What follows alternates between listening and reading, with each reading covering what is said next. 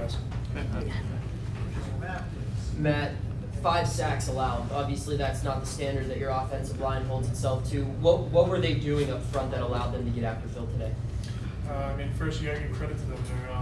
They're great. They have a great defensive line. They have a great scheme, and just different things and different techniques and stuff like that. And I think it all starts with me. I gotta lead the group up front, and to have 5 sacks like that, I take a big burden on myself.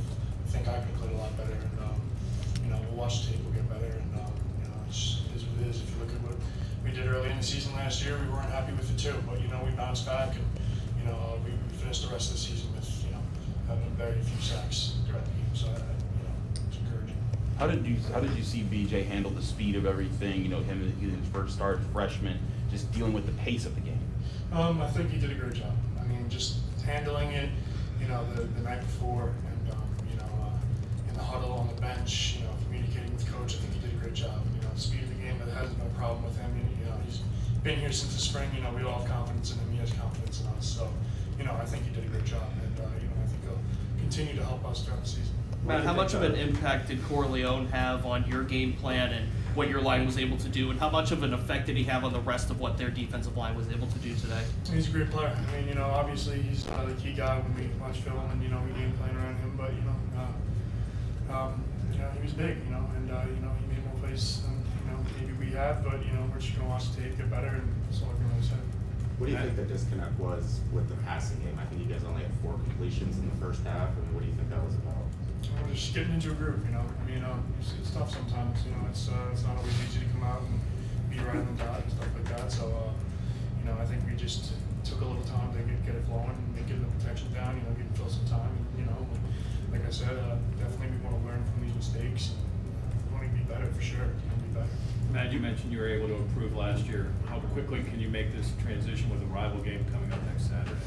I think fairly quickly. It's a rival game. We got to treat every game the same. We got to prepare the same way, and we got to prepare for it like we prepared for this one, but even better. We got to come in, watch more film. We got to in the practice field. We got to do a lot better, and we got to work harder. And I think once we get into the groove of things and finalize positions, I think we're going to be a great offensive line. Along those lines, you've been on this offense when it's had a rough day and then ramped it up as the season's gone along. What are the things that you have to key on to find your rhythm so that you are playing in time and doing what you want to do? I think locking in positions. Obviously we shuffle the line a little bit. It takes a little chemistry to go around and figure out who's playing here, who's playing there. I think locking in my position too. I haven't played on the left side. I've played 4 games last year, but I'm still something I'm getting used to too.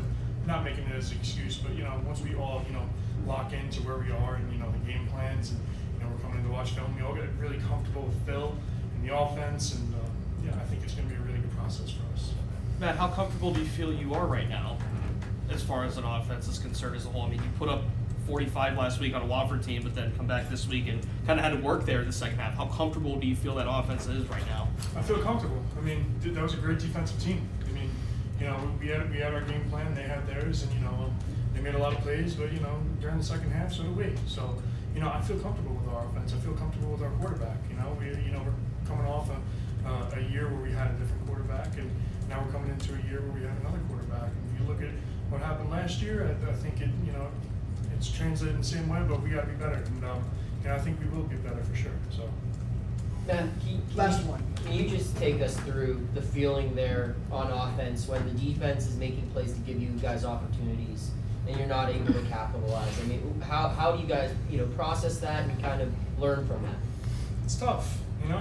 We go out and we see our defense make huge plays, and it's tough. I mean, they probably feel the same way if we go and score a touchdown and they let up a touchdown too. So I think it's back and forth, but it's very disappointing. It's something we want to build on for sure. We want to feed off of the defensive's energy, what they give us, and we couldn't do that tonight. It's something we got to build on and get better at. Okay.